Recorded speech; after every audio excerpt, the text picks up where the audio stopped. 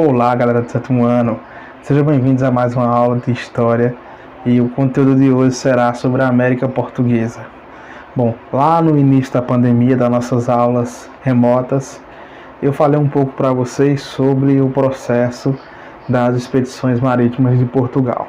Bom, o que eu iria abordar com vocês hoje é falando exatamente a continuidade, dando continuidade a esse processo das expedições marítimas, da expedição cabralina, das expedições de reconhecimento e um pouco como era organizado esse período pré-colonial.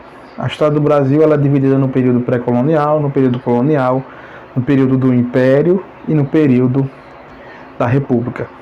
Então, vou explicar um pouco o período do pré-colonial para vocês na aula de hoje, tá certo, pessoal? Eu já falei isso para vocês em um outro momento, que a história hoje já não aborda mais a expedição de Pedro Álvares Cabral como o descobrimento do Brasil, Isso aí já é descartável, já não é mais considerado algo histórico. É histórico e ao mesmo tempo não é algo verídico, Descobrimento do Brasil. Até porque já existiam pessoas aqui, estima-se que antes da chegada do Pedro Álvares Cabral habitavam no território brasileiro aproximadamente 5 milhões de nativos, e depois da chegada dos portugueses, atualmente, os indígenas, os grupos étnicos indígenas do Brasil, não chega nem a 900 mil, para você ver como foi algo terrível a chegada dos portugueses no território brasileiro. É importante lembrar também que não era um único povo que habitava o território brasileiro, eram diversos povos com diversas culturas, costumes, Então não podemos dizer que era um único povo, O Pedro Álvares Cabral chega no Brasil em 22 de abril de 1500 e antes essa terra era chamada de Pindorama, que significa Terra das Palmeiras, na língua tupi-guarani. Depois ela foi batizada por vários nomes, Terra Nova, a Ilha de Veracruz, Terra de Veracruz, Terra dos Papagaios, Terra de Santa Cruz, Terra do Brasil e, por fim, Brasil.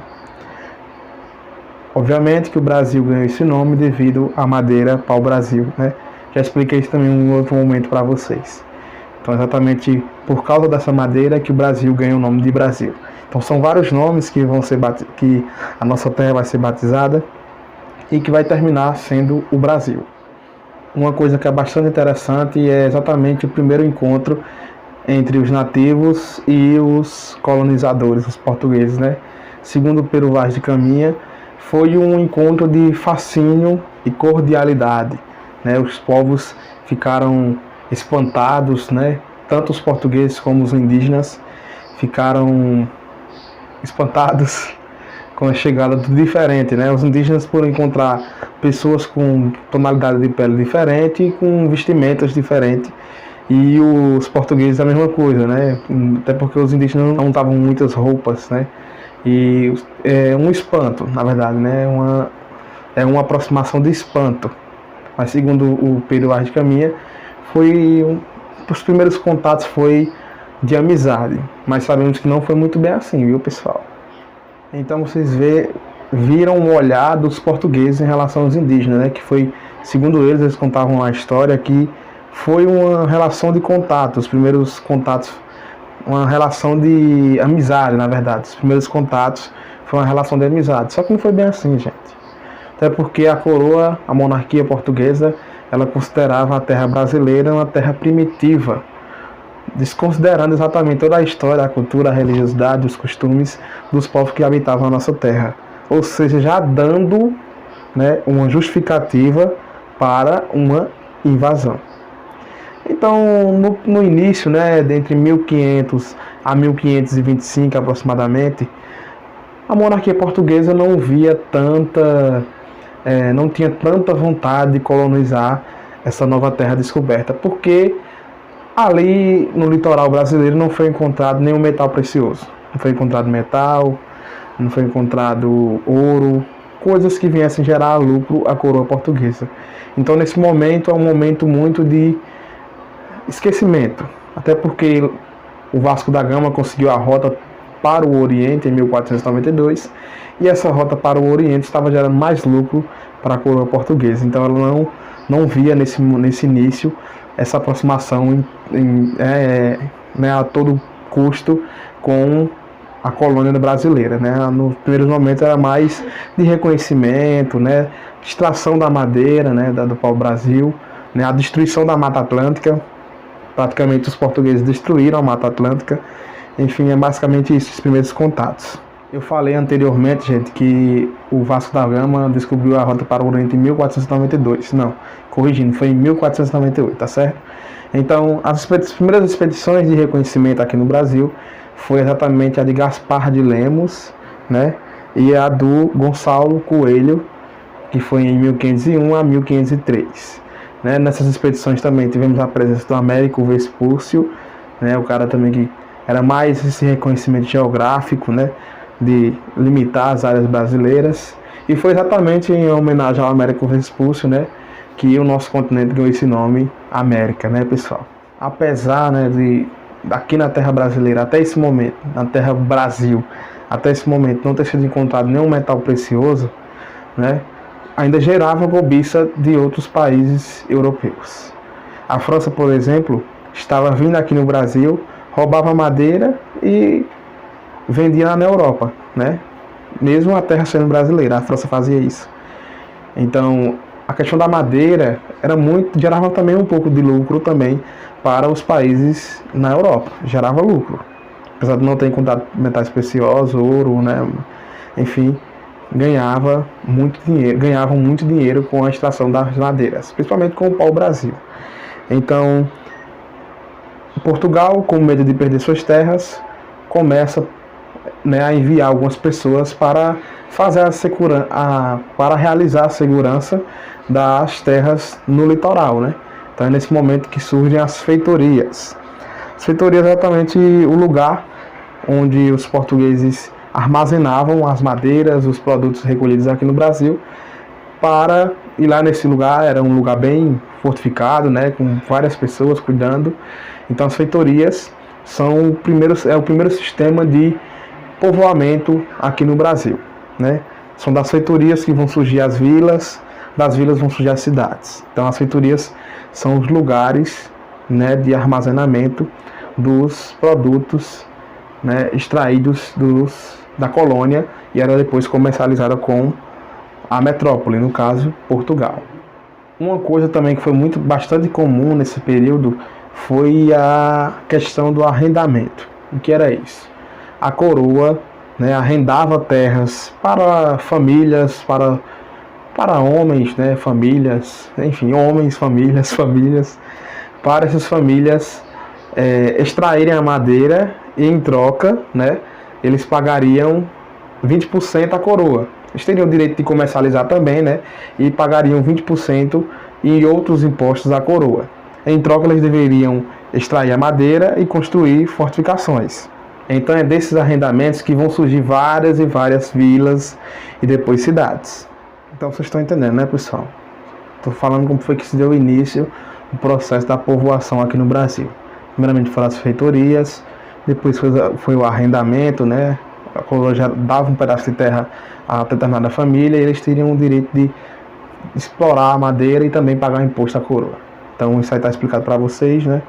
No início, é importante falar para vocês, no início, entre 1500 a 1530, mais ou menos isso, tínhamos o trabalho escravo aqui no Brasil. A mão de obra era a mão de obra escrava dos nativos, dos indígenas. Os africanos ainda não tinham chegado aqui no Brasil nesse período, né, nesse período pré-colonial. Então, muitos foram escravizados, muitos povos indígenas foram escravizados, que eram os rebeldes, né, lutavam contra, era uma resistência contra a coroa, e outros era por forma do escampo, né, eles trabalhavam, né, extraíam a madeira, trabalhavam extraindo a madeira e recebiam em troca alguns produtos, como espelho, né, miçangas, machados, panelas.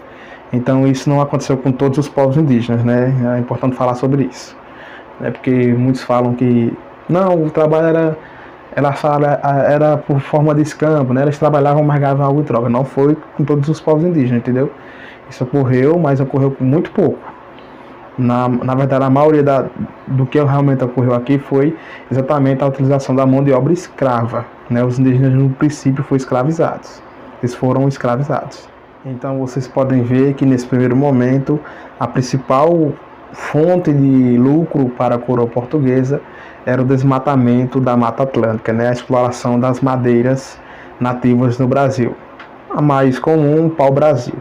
Depois vamos ter outras culturas, né? Por exemplo, a cultura dos canaviais, da cana-de-açúcar, que vai ser outra forma de gerar muito lucro para a coroa.